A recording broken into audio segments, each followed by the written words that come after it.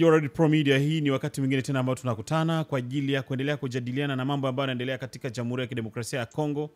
Kama vile jinsi mnavyojua, jina langu naitwa Boss Elvis, lakini kwenye simu leo sitaki nimtambulishe, nataka mwenyewe ajitambulishe.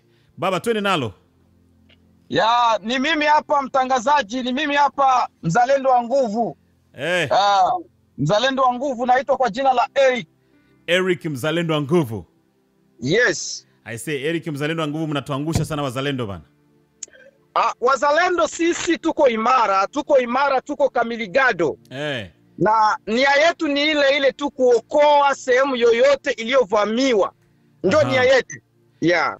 Sasa ndio mnapigana siku hizi na FARDC, yani mnapigana waziwazi siku hizi.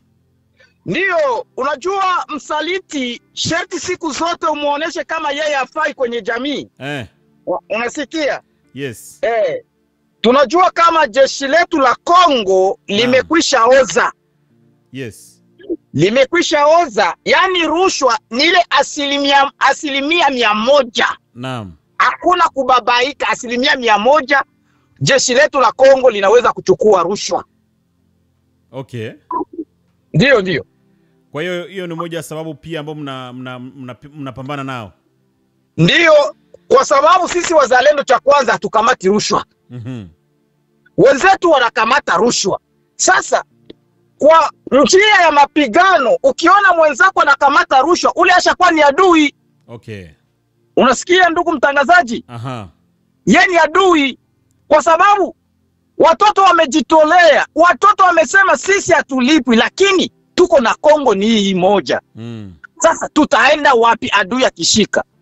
Unajua kipindi kiliyopita 1999, kile kipindi cha utarara chini, ndio maana watoto wa Uvira hawapendi utalala chini. Utalala chini. Hapana, utarara chini. Utarara. Unasikia?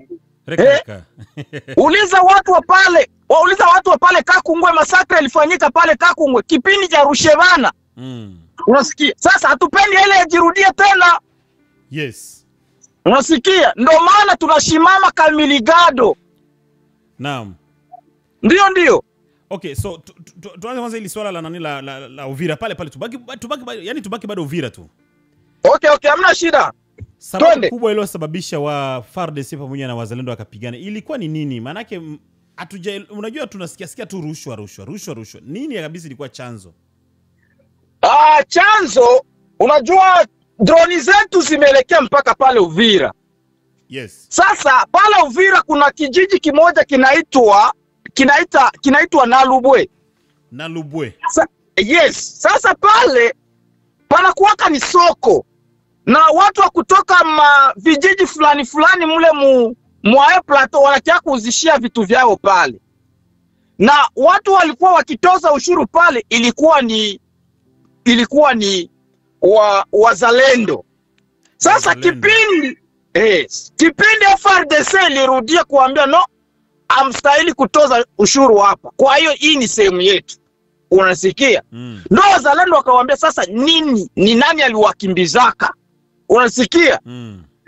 Ndio wakaanza kurushiana risasi, lakini kwa wingi wa wazalendo tukawashinda.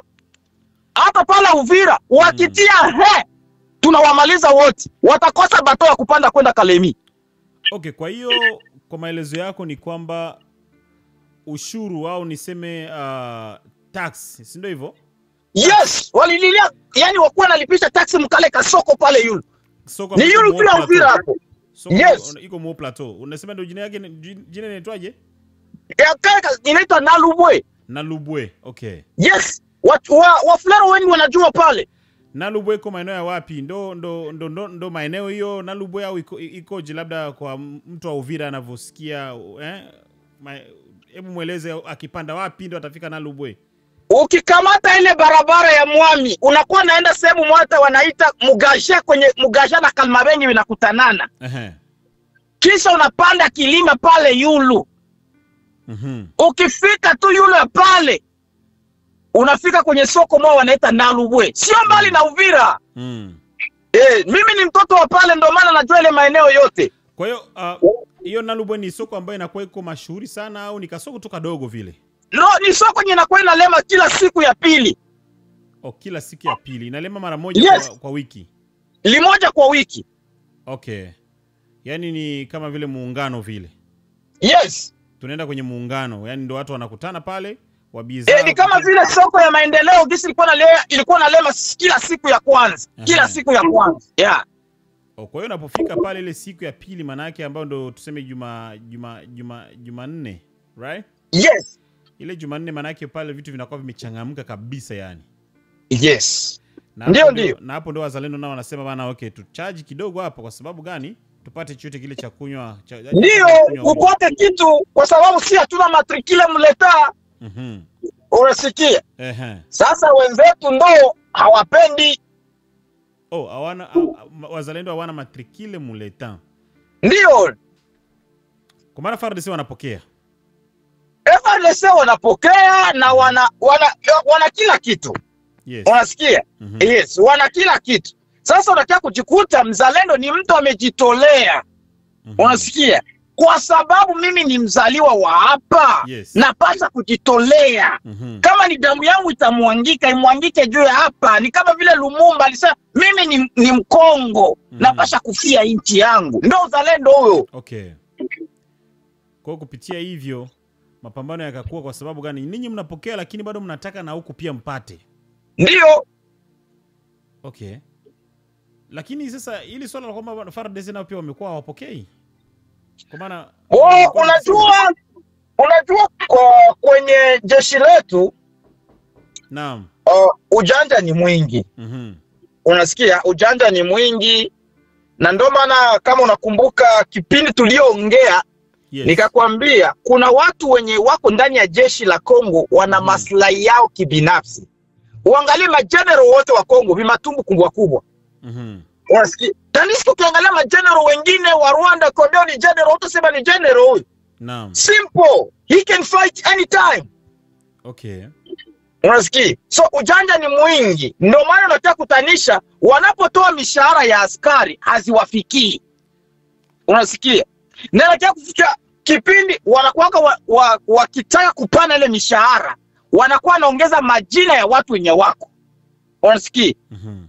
So yani magwia iko mingi kwenye jeshi la Kongo. Yes. Yeah. Okay, na inapokuwa ni masuala ya mishahara maana yake kwamba ni pesa waga zinachukuliwa kwenye government, wanaenda kwamba bana watamlipa mtu mkono kwa mkono, ndio jinsi inavyokuwa nafanyika hivyo. So unajua Kongo tunaweza kusema mfumo wa kiteknolojia uko kidogo, wanakuwa wanajaza mapepa alafu ile pepa unapeleka kule ndo wanakulipa pesa zako. So ni vitu vyenye vieleweki. Ukiangalia jinsi wanapolipa wafanyakazi Kongo ni vitu vyenye vieleweki. Unasikia ndugu? Uangalie kwenye ule mfumo wa kizamani kabisa. Wow. Ndio. Yaani pamoja na rais wetu kwamba anasafiri sana lakini bado hajaiga teknolojia za sehemu nyingine, ni pesa hatuna au nini changamoto au nini yani? Naweza nikasema kwenye teknolojia ndugu yangu mtangazaji, Kongo tungaliki nyuma. Yes. Kwa sababu kuna vitu vingi vinapitikana kwenye mitandao za kijamii lakini Kongo hawavijui. Hata hizi habari tunazoziongelea hapa watu wa Uvira wamoja wazijui kwa sababu teknolojia inapewa kipato kidogo sana kwenye nchi yetu. Unasikia? Hata ukiangalia kwenye shule nini, maana yake tuko nyuma kabisa. Unasikia? Tandisike pale kwenye Kongo wanaotumia wifi ni wadogo, inaweza kuwa 20%. Unasikia? Sasa utaendeleaje mbele? Wenzetu wa Tanzania wanatuzidi. Yes. Unasikia? Wanatuzidi sana. Lakini sisi tungaliki nyuma. Ndio maana nilikwambia tuna wafanya siasa wengi wanatumika kwa maslahi yao binafsi na watoto zao. Aisa ukiuliza wale wafanya siasa wote watakwambia watoto wao wamoja wako Ufaransa, wako wapi, lakini Kongo hawasomei pale. Sababu ya nini? Ujiulize mimi na wewe sasa, ni sababu ya nini watoto wao hawasomei shule za pale? Okay, so tukizungumzia hili swala la teknolojia kuwa ndogo, miundombinu kwa bado haijakuepo kama vile jinsi tunavyoizungumzia hapa mpaka watu wanalipwa kama vile yani utafikiri sijui ni nini. Ndio. Hii hapa si ndo unafikiri kwamba wanasiasa nao pia wanaitumia kwa ajili ya kuendelea kujifaidisha zaidi kwamba waendelee kula rushwa kwa sababu ya kwamba hakuna mifumo ya ufuatiliaji wa hicho kitu? Unajua Kongo unapofanya kitu kama vile cha kukula rushwa. Yani evidence ni kidogo sana. Kama ule nani huyu kiongozi wa bunge. Kuna kipindi kimoja nimesikia amekorofishaka serikali kama mamilioni ya pesa, lakini akatiwa jela tena akaachia. Ndio Kongo hiyo. Ndio Kongo hiyo baba. Unasikia? Huruma kabisa. Kwa hiyo mtu anaweza kaibe na ikakuwa ngumu hujapata kumfuatilia kwa sababu hautamfuatilia. Na wao kumfuatilia sasa wewe ndio unatiliwa jela. Ndio Kongo hiyo. Na bado tuliona Vital Kamerhe kwamba aliiba lakini bado akatoka na baada pale tena akarudishwa kwenye serikali. Na ndio rais wa bunge. Tunaona kama rushwa iko mpaka kukichwa. Ndio ulikuwa unamzungumzia huyo Vital huyo. Yes. Huyo. Kwamba anaiba na bado anaendelea kwa madarakani. Unasikia? Yani ushahidi, yani hatuna ile proof of evidence. Yes. Unasikia? Tandisikie wenzetu wazungu hawezi kumconvince mzungu kama una evidence. So kwa hiyo kupitia hivyo rais itakuwa anatoa mshahara, lakini mshahara haina uwezo kuwafikia wanajeshi wake kutokana na miundombinu ambayo ipo hafifu. Ndio, tuna miundombinu za kizamani. Okay. So pesa zinapewa viongozi, mwisho siku viongozi wale wanaweka hizo pesa kwenye mifuko zao. Ndio. Na viongozi wanaweza kuwa kufake watu, wanatia watu wenye hawako kulist, anawaongeza pale. Ndio maana najiuliza, sio hata nauliza, najiuliza kwamba kama mimi na wewe tuna uwezo wa kuona hichi kitu, kwa nini rais hapendi kuona hichi kitu? Unajua rais wetu anaamini watu wanaomzunguka. Unasikia? Na wale watu wanaomzunguka wengi ndio wasaliti wake. Unasikia? Hata ukiangalia kwenye maandiko matakatifu wase Yuda alikuwa ni close na Yesu. Ya mtu wa karibu, yes. Yes, na ndio ikakuwa rahisi kumuuzisha. Manake hawezi kuiba kitu na kama hauko karibu na kile kitu. Kwa sababu utajua movement yote ya rais anayoifanya, anajua kila kitu. Na hata wale watu walikuwa nasikia sasa rais amewatuma pale Uvira bongo. Unasikia? Wamoja walikuwa wanajifanya tu kama rais ametuma. Sababu naweza nikasema rais wetu anadanganywa sana. Rais wa Kongo anadanganywa sana, Tshisekedi. Anadanganywa sana. Na yeye akitaka Kongo iongoke vizuri, abomole ile cabinet yake, wale washauri wake. Unasikia? Apange tena upya. Unasikia? Kwa sababu leo tukisema walete ile mashine ya kufanya fingerprint, waone wakula rushwa ni nani. Wengi watafukuziwa kazini pale, wale wanaomzunguka rais. Sasa mimi mpaka hapo nahisi unajua katika mazungumzo ya leo umenifungua picha fulani, umenifungua mtazamo fulani. Ndio. Kuna hizi story ziliwahi kusikika kwamba Bukavu walikuwa wanatumwa kutoka Kinshasa. Wanatumwa pale kwa ajili ya kuja kuchukua mkusanyo, pesa ambazo zimeshakusanywa pale za tax. Ndio. Na wakizichukua wanaenda nazo huko, wanaenda zao kwa ajili tu ya kwenda kujijengea zao wenyewe mavitu vyao nini. Sio kwamba eti bana ni pesa ambazo zitakuwa zimechukuliwa ziende ziwekwe kwenye mfuko wa serikali. Na ni unajua nini, wanakusanya tu pesa kama vile tu jinsi, yani wanakusanya, sijui utafikiri wanakusanya maragi. Ndio. Lakini hakuna ile system ya kusema kwamba eti bana pesa zinaingia yani kwenye njia ya electronic. Ndio. Na pia zinaweza kufika ni kama vile jinsi tunavyoenda sokoni hapa kwamba japo hata ukilipia moja kwa moja pale unajua bana hiyo pesa tayari imeshafika kwenye government. Ndio. Tax. Yani wao wanakusubiri bana watatumatuma watu wa collect. Ndio. I say hivi vitu vinashangaza sana. Unajua mtangazaji, kwa kile mimi naweza nikajibu kama vile mzalendo wa nguvu. Naam. Miundombinu yetu ingaliki mibovu sana. Aiza sera ya siasa ya Kongo ingaliki bovu sana. Na ndio maana unaona ndugu zetu wa Rwanda wanatucheka sana kila wakati. Unasikia? Yes. Sasa nikupatie mfano tu kidogo, nitakurudisha nyuma. Samani kama hii haitakuwa kwenye topic yetu. Endelea baba, shuka nayo. Unajua katika biashara mfanyakazi anapokuwa na duka yake, katika kila items yenye iko pale, kitu chochote, ikuwe mafuta, ikuwe maragi, iwe nini, mkila kitu kuna pasenti ya leta. Yes. Unasikia? Yani serikali haina budi kufuatana na ule mfanyakazi nini na nini, waweza kufanya biashara fulani. Unasikia? Yani kila kitu kimeshapangiwa vizuri. Maana ninaponunua maragi fulani, kama ni vigozi viwili, najua hiyo vigozi viwili leta franga zake ni hizi. Nitake, nisipotaka nitazilipa tu. Yes. Unasikia? Sasa kwa sisi ukienda Kongo, utaona ni ile kipindi cha Yesu. Unasikia? Ile kipindi cha Zakayo ndio tungaliki Kongo. Wasema Zakayo alikuwa mtoza ushuru. Na kama tuyafikia kwenye ile level, aidha kwenye hiyo niveau, tungaliki wizi tutaendelea kudumu. Unanisikia? Kwa sababu nikienda mtu serikali wanituma nende ni collect pesa Bukavu. Sasa mimi nakiafika, mimi na wewe mtangazaji tunajuana. Takwambia bwana, toa za chini. Unasikia? Yes. Pasha kwa connaissance pale. Unasikia? Lakini na baada ya hapo hizo pesa zitakazokusanywa pale utaenda kufika, kama ulipewa 100 unaenda kufikisha $10. 10 hizi ndio nilizopewa. Wengine wakulipa. Sasa unaona kweli miundombinu ya Kongo ingaliki mibovu sana kiteknolojia.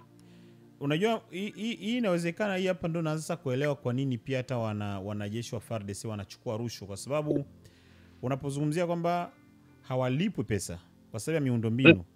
Pesa zinatolewa lakini hazitawafikia wahusika. Wanajeshi hawatapata hiyo pesa. Kwa hiyo sangapi hawajashawishika kupewa rushwa na wakaikubali, baada ya kujikuta labda ameshapigana miezi ngapi, 4, 5, 6, hajapata mshahara. Unajua ndo point hiyo. Unasikia ndugu mtangazaji? Vita, ukitaka kuwin vita, motivation nayo inakuwa ya lazima sana. Yes. Motivation inakuwa ni ya lazima sana. Unaona Ukraine ilikuwa na vita. Acha tuende kwanza ngambo ya Ulaya. Unasikia? Russia alitangaza takamata Ukraine kwa wiki 2. Kweli si kweli? Yes. Leo tunakuwa miaka ngapi? Mwaka wa 3. Mwaka wa 3 wako mapambano. Unasikia? Hajafika ndio. Unasikia? Sasa ukiangalia Ukraine ina wanajeshi kidogo kuliko Russia. Yes, of course, yeah. Unanisikia? Sasa ile motivation, na mimi naweza nikasema hata kama inaweza kutokea Ukraine na lose vita, ni wazalendo. Kwa sababu hawawezi wakasimamisha nchi kama Russia inayohesabiwa kama ya pili kwenye ulimwengu kwenye nguvu, kama iko ya pili 300. Unasikia? Sasa ukikia kuangalia wanajeshi wetu kwa nini wanachukua rushwa, acha kwanza tujicompare na nchi jirani pale Burundi. Unasikia? Naam. Burundi ni nchi kidogo. Yes. Na tukiangalia population yao ni wadogo kuliko sisi. Sasa unakia kujikuta wanajeshi wa Burundi wana ile mabenefit, lakini sijui kama Kongo, wanajeshi wa Kongo wako na mabenefit. Okay. Unasikia? Wanajeshi wa Burundi wana mabenefit. Yes. Wanajeshi wa Burundi, kwanza mwanajeshi cha kwanza halipi umeme. Unasikia? Mwanajeshi wa Burundi yule? Ndio. Mwanajeshi wa Burundi mtoto wake halipi shule. Unanielewa? Naam. Cha tatu, yes. Mwanajeshi wa Burundi halipi maji. Yes. Unasikia? Naam. Sasa vile vitu vidogo vidogo ndo jeshi letu linakosa. Yes. Unasikia? Kabisa. Na mwanajeshi akikuwa anapata kitu hata ni kidogo anakipata kwa muda, ni vigumu kumkorompa yule mtu achukue rushwa. Yes. Hata kama ile mishahara, unasikia rais alisema tumeongeza mishahara. Unasikia? Baba, mshahara umoja kama alikuwa ni mwezi wa kwanza atakiwa kupata wa 3. Na leo ni mwezi wa 6.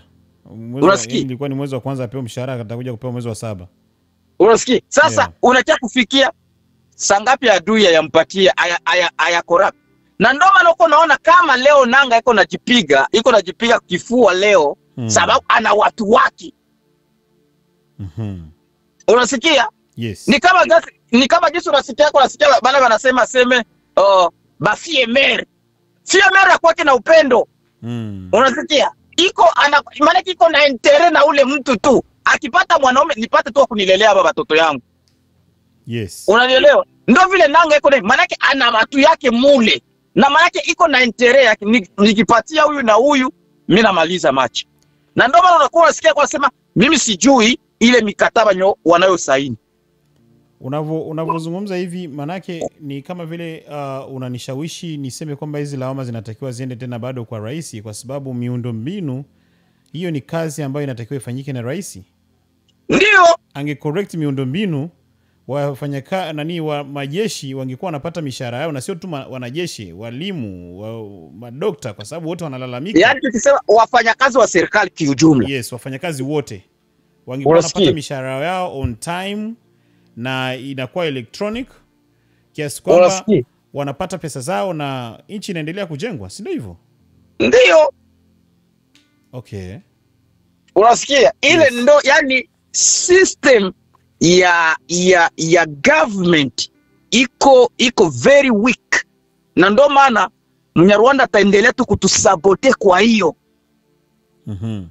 Unasikia? Kwa sababu mtu anapokuja kukupatia rushwa, mtangazaji alisha kusoma. Unasikia? Alisha kusoma kiuchumi nini na nini, anajua point faible zako. Anajua huyu nikimpatia pesa ninapatia nini? Atasalimu amri. Okay, sasa tumalizie. Sema unajua jeshi la Rwanda nalipo ngapi kumwezi? Naam, nalipo ngapi? $45. Oh, really? Uliza. $45. 45. Nina jamaa yangu, drone yangu iko kule Kisenyi. Unasikia? Shemeki yake ni majoro mu RDF. Akaniambia majoro wanapokea $45.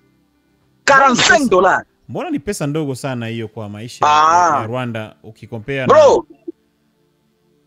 Nilisema hivi mtangazaji, kidogo kikipata kwa muda utakuwa fidele kwa ule mtu anakupatia nakyo. Watu wajue hiki, wakisikie hata ikuwe kidogo kipata kwa muda, bro, itakuwa vigumu sana kuconvince. Juu unajua hiki kia mingi na kipata hivi sitakuwa nakipata kila siku, lakini kidogo yangu nitakuwa nipata kila siku. Ni ile tu mshahara za wanajeshi wa Kongo hazifiki kwa muda, ndio maana adui naye anasema no, nitaingilia hapa. Yes. Okay. Ingilikuwa sema ile $500 yenye rais alisema. Unanisikia mtangazaji? Naam. Ifike kwa muda Bukavu msiku 2. Unasikia? Lakini banajua Kongomani tuko na ile, unasikia wenzetu wangalia wanasema bilobalo, tuna maneno mengi. Ndio. Okay. Sasa ndio mtangazaji, tunamalizia na hili swala la Corneille Nangaa. Ndio. Pamoja na makubaliano ambayo imefanyika hapa Marekani, tuliona waziri wa Rwanda na waziri wa Kongo wamekutana, na waziri na Marekani nao pia wamekutana, lakini na wamesaini makaratasi, lakini mpaka sasa vita vinazidi kuendelea. Na Corneille Nangaa amesema kwamba hatambui hayo makubaliano ambayo yamefanyika pale. Ndio. Na tumeona kwenye ground, na maanisha Kongo, kwenye ardhi bado wanajeshi wanazidi kusogea. Mapigano yanazidi kuendelea. Sasa hata na sisi wazalendo tutambui hiyo. Lakini acha nikupatie cha Corneille Nangaa. Yes, okay, na utakuja kurudia pia hata na ninyi wazalendo mtambui hiyo kivipi? Okay, lakini twende kwanza kwa Corneille Nangaa. Unajua mgonjwa wa ukimwi, unapompatia ushauri wote anakuwa na neglect. Anajua tu siku zangu zinakaribia hapa. Unasikia? Na Nangaa naye ni vile vile. Nangaa alishapoteza kila kitu kyote. Unasikia? Ni mke, ni familia, ni mali, yote limeshashikiliwa na serikali. Na ndio maana anaendelea tu kujipa moyo. Unasikia? Tutaendelea tu kupigana. Lakini sie tunajua chanzo. Unanielewa? Unajua kama Kongo iko na bebelea Rwanda, manake ni mizizi. Wakikata ile mizizi na kutaonekana M23. Unanisikia? Mti wowote wakiukata mizizi, ule mti unakufa bro. Unanisikia? Naam. Sasa na sisi nani serikali iko napiganisha ikate ile macheno yote kwenye supplies. Kwenye misaada yao ya kijeshi inatokea. Na kijeshi kama hamna masupply, hamtapigana bro. Unanisikia? Ndio hiyo. Hata mkuwa na effective ya modele gani, mkikosa ile vitu ya kuwaingizia ya kupiganisha nayo bro, mnaisha. Yeah. Na ndio maana uko naona Nanga anaendelea tu kujipa moyo. Na mimi nampongeza kwa hiyo, kwa sababu shujaa wa vita ni kujipa moyo. Kwa sababu kuna watu wanamwangalia nyuma. Unajua? Wanataka waangalie kwamba wewe ni dhaifu kiasi gani au ni mjasiri kiasi gani. Yes. Kwa sababu leo Nanga akikimbia huku watamuua. Akienda huku watamkamata. Unasikia? Ndio maana anaendelea tu kutia watu wake moyo. Lakini kwa wewe kwa jinsi unaona kwamba bana mwisho wa M23 unaenda kutimia au bado safari tunayo? Tukiangalia bana kuambia hivi mtangazaji, hata giza iendelee kuwa ya modele gani, lakini utakucha tu. Unasikia baba? Hata giza iendelee kuwa modele gani, utakucha tu. Hiyo mimi naongea kama mtumishi wa Mungu. Unasikia? Hata maasi iendelee kuwa modele gani, amani itapatikana tu. Na amani mimi nishaiona. Yes. Unasikia? Kwa sababu wenyewe waliweza kuprofetize kusema le 23 mars wataenda kuifete mule mu Stade des Martyrs. Ilikuwa ni muonekano wao. Kwamba walitabiri kwamba ili swala sisi tunaenda Stade des Martyrs ambayo ipo Kinshasa. Yes, tariki 23 ya mwezi wa 3 watakuwa Kinshasa. Sasa leo sijui kama ni ndoto. Itakuwa mwezi wa 3 bado haijafika. Tuna hii kalenda tunayoitumia itakuwa ni kalenda ya kipindi kile cha Yesu. Peut-être. Maybe inaweza kuwa ni vile, lakini M23 na washafeli. Unanisikia? Naam. Wameshafeli kwa sababu wako wanajikaza modele yao yote. Jinsi watapasula ule ukuta wa Yeriko, lakini hawaoni. Ukuta wa Yeriko tunazungumzia manake njia ya kuingia Uvira. Manake wamegoma. Unasikia bro? Sababu wamejikusanya wengi, watoto wa Kinyarwanda, wa Kinyamurenge wamejikusanya, wako pale Kamanyola. Bro, nimesikia interview ya jamaa mmoja. Aseme Uvira mpaka tukanyagi. Bro, pale piko mwanaume. Pale ukuta wa Yeriko wanaume wako pale na hawataingia. Hiyo unaiongea tarehe 28 mwezi wa 4 2025 na majira ya hapa ni saa 3:34 za usiku. Mimi nakwambia mtangazaji, hawataingia pale Uvira. Unajua wametumia ile wanaita guerre mediatique. Vyombo vya habari kwa sababu ya kupanike raia. Na Mungu akweli kwenda kutanisha raia wa Uvira wa mingi wana vyombo vya habari sana kuangalia habari za uongo. Wanasikia. Lakini yes, mtangazaji hawataingia. Unanisikia? Ndio hivyo. Kwa kila kitu na benefit yake. Kila kitu wakaji wa Uvira kukosa miundombinu ya kuwasaidia waangalie taarifa za habari sana. Yes, kama wengi wanaanza kukimbia. Unakumbuka ile 1996 tulikimbia nini? Wao mwenye huko pale ukisikia walishakuwa hapa wakiliba ule tenda wa unaanza kukimbia kwa bado hajafika. Tulikuwa tunakimbia na tujui yenye tuko tunakimbia. Hii sio nonsense. Eric Mzalendo. Shuka nayo. Sio nonsense hiyo. Ndio tunasema sio zama zile. Tunawakumbusha tena. Sio zama zile. Sio zama zile. Hizi ni zama 2025. Everything is change. Unasikia? Kipindi cha zamani ilikuwa ni fimbo na mkuki. lakini kila mtu alishakuwa na moto. Dawa ya moto ni nini? Moto. Yes. Unasikia? Wenyewe wana moto na sisi tuna moto. Sasa tutaangalia mwanaume atatosha nani nafasi. Okay, so ili swala umesema kwamba na ninyi pia hamtambui yale makubaliano ambayo yamefanyika hapa Marekani. Na sisi hatutambui. Sababu gani mimi nasemea vile? Yes. Unajua kunapofanyika jambo piko le pour et le contre. Unasikia? Tuende kwanza na le pour. Unasikia? Naam. Sababu serikali naona raia imeshakosa amani. Unanisikia? Yes. Basi tukubaliane nao, tufanye tu basi watu waishi kwa amani. Unanifuata pale? Nakufuata vizuri sana. Lakini le contre, si wazalendo tunaendea le contre. Adui angaliki ni ule baba. Unasikia mtangazaji? Adui angaliki pale. Unajua ukitaka kutoa funza, unanisikia mtangazaji? Naam. Kama uyatoa kile kimama yake, uyafanya kitu baba. Kabisa ya. Unasikia? Ile funza tu itajidevelope. Na wenzetu ni kama mafunza. Unasikia? Tutasema amani. 2026 M24 inatokea. Unasikia? Kongo tuko na kabila 450 tribus. Mais pourquoi tribu yenye iko unknown tribe? Unasikia? Utaiweka vizuri kwa Kiswahili cha Kongo. Unknown tribe ikuwa inaleta tu mafujo kwenye nchi. Kwamba umesema kwamba eti bana Kongo kuna makabila 450, lakini kwa nini kabila ambayo haijulikani ndio leo ile kabila ikuwa kabila au kabila ambalo litambuliki ndio ilikuwa kabila ambalo linaleta fujo katika Jamhuri ya Kidemokrasia ya Kongo? Bro, ndio hiyo umeiweka safi. Unasikia? Kwa nini kabila moja? Kwa nini hatuyasikiaka Bafulero wanapigana na Barega? Hatuyasikiaka Babembe wanapigana na Bazoba? Kwa nini hatuyasikiaka vile?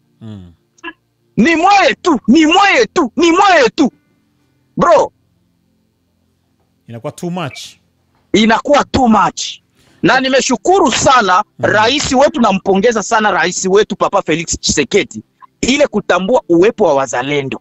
Kwa sababu kipindi cha kabila tulikuwa exclu, hatukuwa tunajulikana. Tulikuwa tunakamatiwa kama vile barebel. Kabila Kanambe. Yes. Kipindi. Unasikia? Lakini kipindi cha Tshisekedi tunatambuliwa. Unasikia bro? Hii ni kipindi sasa kia Yona tunataka kutapika. Balene inataka kutapika. Na ikitapika inatapika vitu vya ajabu. Sio tena Yona. Yes. Tutatapika. Unasikia? Hii kipindi ambaye sikiliza hii Red Pro Media. Yes. Red Pro Media. Ambaye atasikiliza hii sauti ya mzalendo wa kweli. Eric mzalendo wa nguvu. Ni kipindi kile kia Elia. Unasikia? Elia kasema na ijulikane Mungu wa kweli. Na mimi kama vile mtumishi wa Mungu nasema na ijulikane mkongomani wa kweli aonekane. Unasikia bro? Hatutaki tena hii. Yes. Ambaye hataki na ijulikane. Kama wewe ni Mnyamlenge, okay, kubali kutumikia Kongo kama vile Pacifique Masunzu. Unasikia? Ule mimi na mchani mzalendo. Unasikia bro? Pacifique Masunzu. Yes. Ambaye Wanyamlenge wanamuona ni msaliti. Na wanamuona msaliti kwa sababu unajua wanasema eti bana hawataki hata kumuua, wanataka wamkatekate kidogo kuanzia kwenye kucha ya mguu mpaka kwenye nywele ya kichwani, kwamba watakuwa nakata kidogo wanachoma. Bro, kwa sababu ameona mbali, wa ndugu zake waoni mbali. Unasikia? Sio kusema sasa tunawachukia wa ndugu zetu wa Nyarwanda ambao wanaoishi Kongo. Hatuwachukii. Tunawapenda, tumesoma nao nini na nini. Unasikia? Yes. Lakini hawezi kuwa problematique. Ukisema okay mimi ni Mkongomani, cela veut dire que unapasha kufuata kanuni na sheria za nchi. Wanyarwanda wengi wanaishi Marekani, Wanyamurenge wanani, lakini wanafuata kanuni ya nchi. Unasikia? Au nisema kabila yote ambayo anaishi Marekani anafuata kanuni za nchi. Kanuni na katiba. Unasikia? Tunafuata katiba. Unanielewa? Yes. Ijapokuwa unaweza kupewa uraia wa Marekani, lakini wana original yako waisahau. Unasikia? Yes. Wanakuita Marekani. Yes, Marekani black African. Yes, wanakuita Marekani mwenye asilia ya Afrika. Unasikia? Wanakuita Marekani mwenye asilia ya Kongo. Yes. Unanisikia bro? Na inakuwa kuna muda waga ananivuruga. Leo tu nimekutana na mtu ananiuliza, "Where you from? Where you from? What do you mean where you from?" "I live there." "Okay, where you from?" Damn. Anapenda ajue yani nani origin yako imetokea wapi. Yes.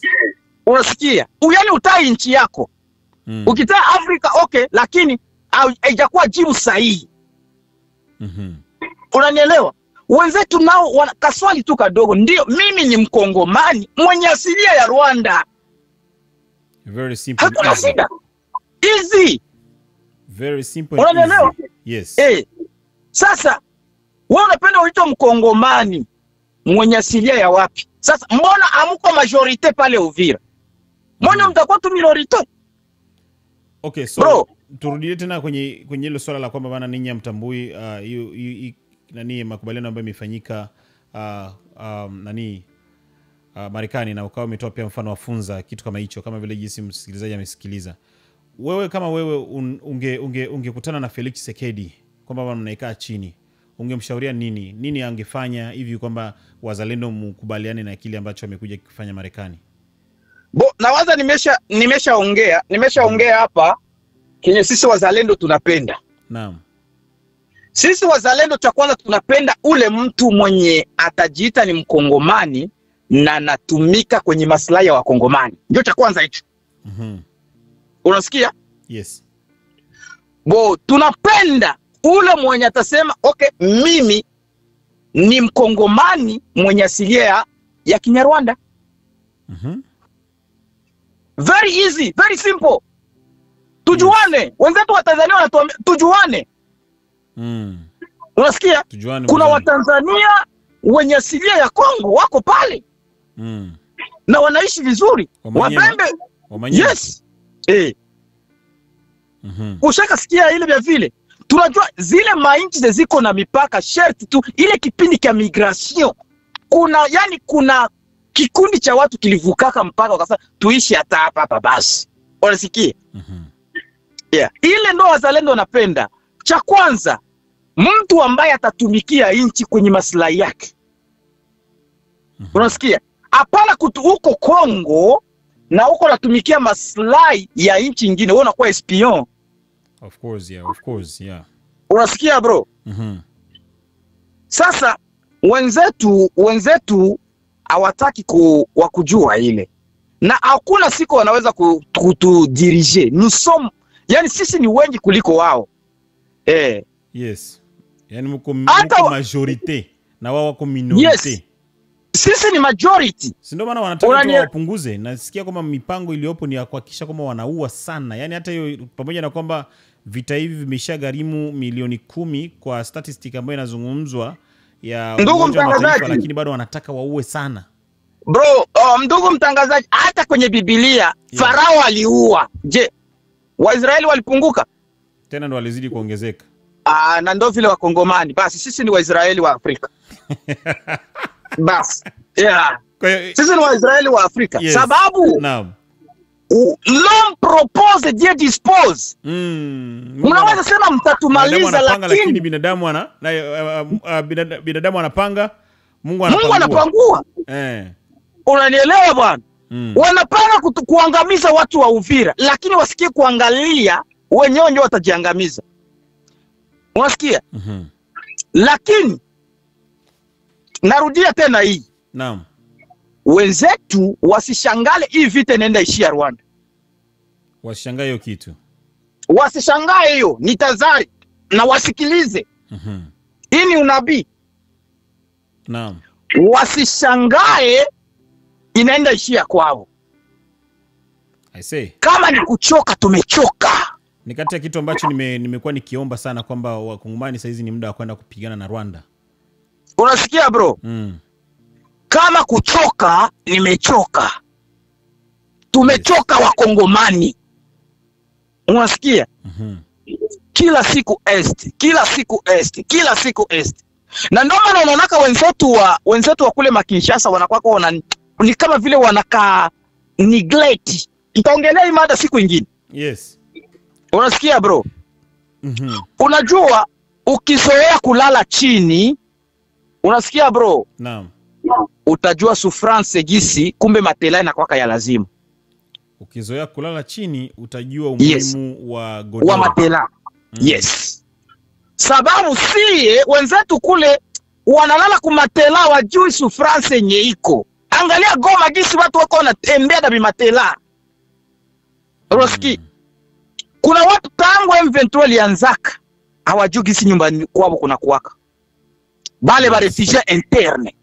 Je, mtu kama ule bata mwambia apende Mnyarwanda? Haiwezekani. Kuna mama mmoja walikuwa wanampatia interview Bunagana. Banamuuliza hivi, jinsi serikali likimbia na sie wenye tuko hapa ba M23, unaona utofauti gani? Akasema ni bimoya. Juu watu wa kule wanaongea Kinyarwanda. Akasema erega ni bimwe. Unasikia sasa ni kimoya. Nasikia balikuwa nataka kushawisha sasa wenyewe ndio wanakuletea amani. Mtu watakuletea amani atakuua. Mtangazaji. Ajabu sana.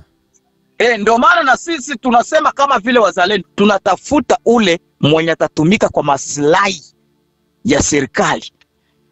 Mzee wangu, my brother from another mother, Eric mzalendo wa nguvu. Haiwezi kweli tungeendelea kupiga story lakini dakika zetu zimetupiga sana. Na sawa ndugu mtangazaji. Tumeshapiga dakika 41 tayari. Ndio. Lakini pamoja na hivyo, pamoja na kwamba tumeshapiga dakika 41. Na kuomba please ongea na wazalendo sekunde kama sekunde 30 au sekunde 40. Ongea na wazalendo waambie chochote kile. Mimi cha kwanza nilipenda kuambia wazalendo tuko pamoja. Na sisi watu wenye tuko kwa diaspora tuko tunaangalia ile kidogo kidogo ya kuwasupport. Tuko na wasupport ile kidogo kidogo yetu. Unajua sio kila mtu anaweza kushika silaha, lakini vita inapigana kwa njia tofauti. Na jinsi wenzetu huku wanakuwa nafanya michango yao juu kwa sababu Wanyamrenge wote michango yao inaendaka Texas. Ndio siri mimi nakuibia. Wazalendo wote. Unasikia? Wanyamrenge. Wanyamrenge, okay. Ndio nimesema michango yao yote mu state inaendaka mpaka Texas. Na kule liko na mtu mwenye iko deploy kutumana ile michango. Unasikia? Naam. Sasa na kingine nitaka kuambia watu wa diaspora tuangalie gisi ya kufadhili watoto wetu na kuwapatia moyo.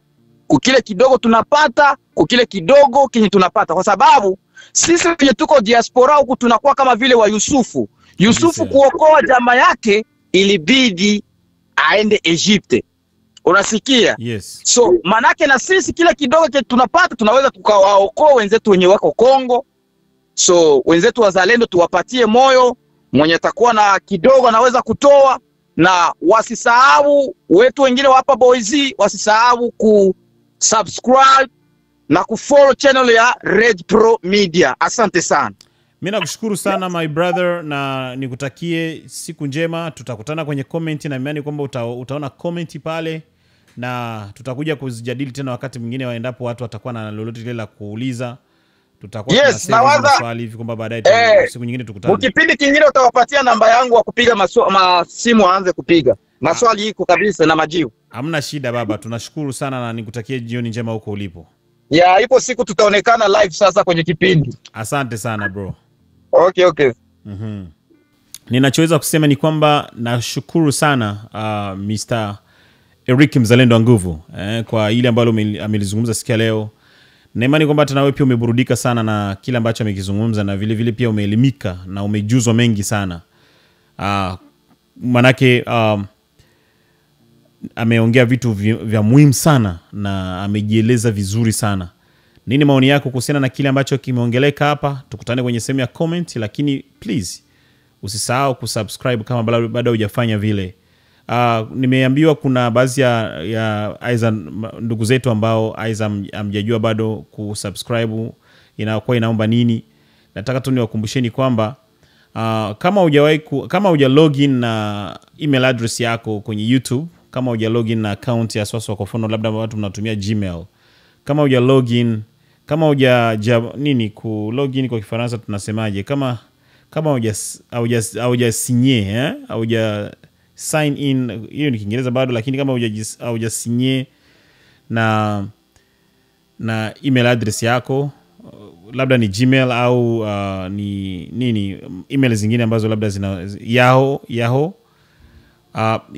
inakuwa ni ngumu sana kusema eti unaweza ukasubscribe. Ukibonyeza pale itakataa. Lakini siri tu ni moja, kama una uwezo wa kucomment, maana yake una uwezo wa kusubscribe. Tena nasema hivi, kama una uwezo wa kucomment, maana yake automatically una uwezo wa kusubscribe. Kwa hiyo please subscribe Red Pro Media.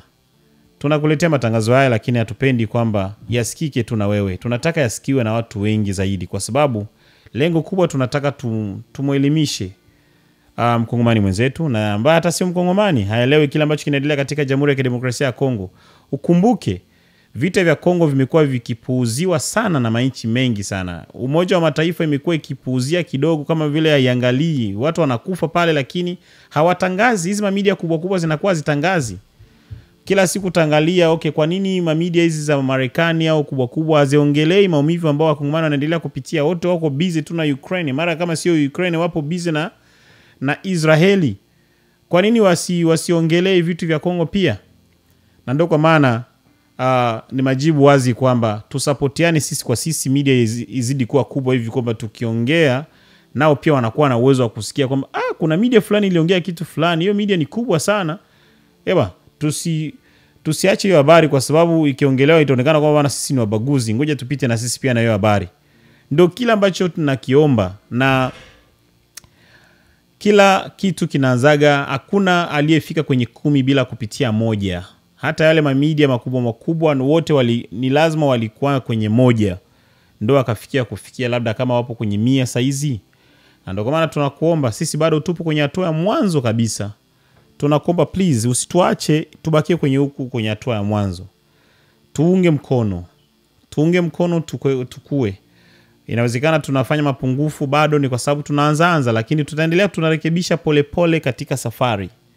Hatukamiliki sisi binadamu, tuna mapungufu yetu. Kwa hiyo ndio kwa maana tunawaomba please mtuvumilie, tutaendelea tunajirekebisha pole kwa mapungufu ambayo tulonayo, lakini msiache kujiunga na sisi. Jiungeni na sisi kwa kusubscribe hivi kwamba tukue wakubwa zaidi. Tukikuwa wakubwa zaidi, sisi pia tunakuwa na media yetu ya kujitetea kama wakongomani. Vita vikiendelea huko tunaongea na sauti kiongea. Unajua media inafanya kazi kubwa sana ya kumaliza vita au kuchochea. Kwa hiyo ndio maana tunasema hivi, lengo letu ni amani katika Jamhuri ya Kidemokrasia ya Kongo. Tunapopaza sauti itasikika. Asante sana kwa wote ambao mmeshafanya hivyo, na asante sana kwa wewe ambao kupitia labda haya ambayo nimeongea hapa ndio atakufanya uone kwamba kuna umuhimu wa kufanya hivyo. Na kushukuru sana. Ikumbukwe hii hapa ni Red Pro Media. Red Pro Media. Ipo very very simple kuiandika. Red ya Red, R-E-D, R-E-D. Ndo Red hiyo ambayo tunazungumzia. Pro ni P-R-O. P-R-O. Media, nafikiri unajua kisi ya kuandika tu media ni M-E-D-I-A. M-E-D-I-A. Media. Kwa hiyo ndio iko hivyo. Nakushukuru sana kwa muda mzuri. Naitwa Boss Elvis, the president of Upcoming Star, Mwenejiba aka Lobaecha Mshima kutoka Mtindio Pata Mrega Wasili 500,000 volt Mr. Wanted Manda Mr. Reka